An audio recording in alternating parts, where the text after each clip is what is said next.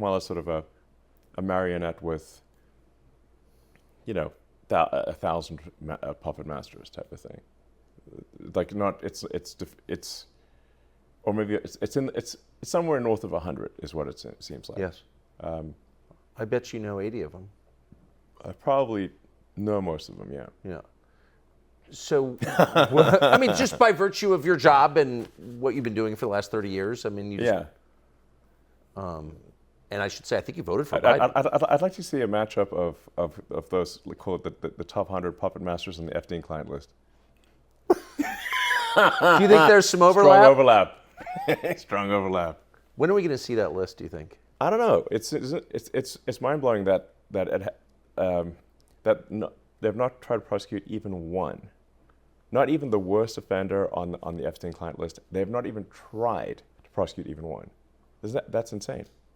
Well, because they have a lot of diabetic grandmothers who were outside the Capitol on January 6th. They're kind of occupied. Yeah, I mean, they've put like, whatever, 500 or 600 January 6th protesters in prison, and not one person on the Epstein client list. Will that ever come out, do you think? I think part of why Kamala's getting so much support is that if Trump wins, that Epstein client list is going to become public. Yes. And some of those billionaires behind Kamala are terrified of that outcome. Yeah. Do you think Reid Hoffman's uncomfortable? Yes. Yeah. And Gates. And Gates. Yeah. And I only ask that because you just look at them and you're like, that's a nervous person right there. I don't know. I mean, I assume you know them. Yeah. Yes. Reid Hoffman was my vice president of business development at PayPal. Yeah.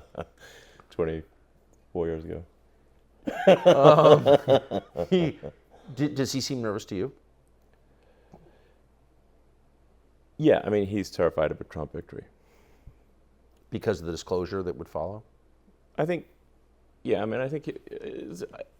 certainly ideologically not aligned with Trump anyway, but I think he is concerned about the Epstein situation. Like the DOJ might actually move forward. There are a lot of videos, apparently. Those rooms on the island, and I think out in New Mexico, were wired for video. Right. And where's the video? I mean, between Diddy and Epstein, there's probably several thousand hours of footage here. Yeah. Yeah. It's kind of weird that the people on those videos are lecturing the rest of us about our moral failings, isn't it? Yeah, it's weird. What is that? Well, I mean, part of how they deflect attention from themselves is by criticizing the morals of others. Yes. So it's sort of like a preemptive moral strike. Yes. I mean, as I said, I think those who are saying Trump is a threat to democracy are themselves actually the threat to democracy.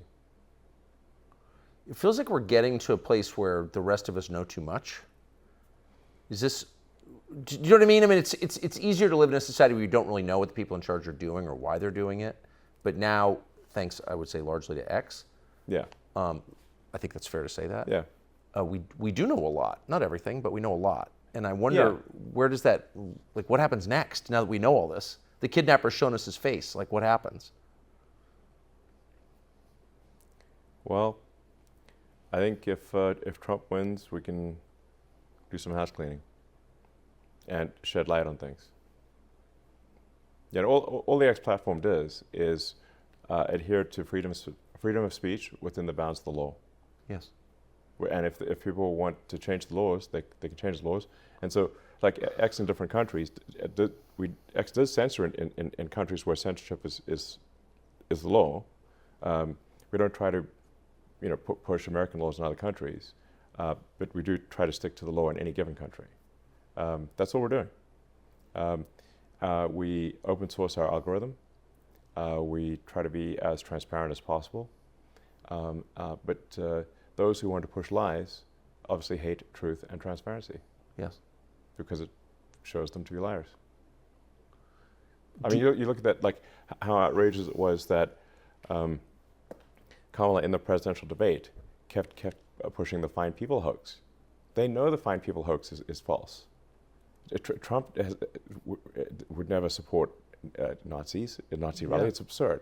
And he explicitly said that in that same speech, that you must condemn not anyone who has Nazi tendencies with in the strongest possible terms, and yet, despite knowing that to be false, the people who wrote the speech for the Kamala puppet put the Fine People hoax in the presidential debate. Deliberately lying. Again. Messed up. If she wins, I mean, how can they let X continue in its current form, in its current role in American society? They won't. They will try to shut it down by any means possible. What do you mean by any means possible? I mean, with either via. I mean, they'll try to pass laws. They'll try to prosecute the company, prosecute me. The amount of lawfare that we're seeing taking place is outrageous. I have many examples, but like the Department of Justice, for example, launched a huge lawsuit against SpaceX for failing to hire asylum seekers. Come on. Yeah, asylum seekers? Not asylum, those who've been granted asylum seekers. Now there's also a law called International Traffic in Arms Regulations that because SpaceX develops advanced missile technology that can be used in nuclear ICBMs, that we have to be very careful with who we hire. We can only hire someone if they're a permanent resident or citizen. That's what the ITAR law says. Then there's another law that says that you cannot discriminate against asylum seekers. So we're damned if you do, damned if you don't. The DOJ did a massive lawsuit against SpaceX for failing to hire asylum seekers, even though it is illegal for us to hire asylum seekers under ITAR law. This is an actual thing that's going on, and they can only do a fairly small number of lawsuits every year. So why did they pick this one? Because you own X. Yeah, lawfare. I mean, it's like that famous quote from Beria. Stalin's like chief torturer and head of the secret police. Beria said, "Show me the man, and I'll show you the crime." Exactly. I mean, we have so many laws that it is actually impossible to, impossible to do business, impossible to operate without being violating some law, because you have laws like the ones I just gave you, where both things are illegal. Yes, they contradict one another. So it's illegal to discriminate against asylum seekers in jobs, but it's also illegal for us to hire asylum seekers. But it discredits the law. They just chose one. They chose the one law and ignored the other one. And the Department of Justice at federal level prosecuted SpaceX for that. What do you think? It's mad. Well, it also discredits the idea of law, which some of us want to take seriously. Absolutely. This affects both the perception of American justice and the reality of it. Yes.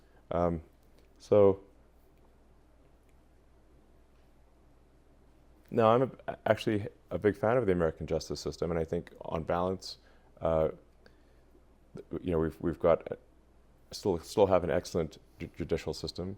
We still have judges that care about the letter and intent of the law. I mean, not just the letter, but also the intent of the law. Yes. But something that people should be concerned about is that there's an increasing movement to place activists as judges. This is. If you look at who did the Biden administration confirm as federal judges, and who've been confirmed at the state level in sort of far-left states, increasingly it is not judges who care about justice, or they don't care about following the law. They care about social justice, not justice. Right. What they call social justice. Activists as judges. Now you've got a real problem. Do you think if that continues, we will not have a real justice system. Or a real country? Yes. I mean, yeah.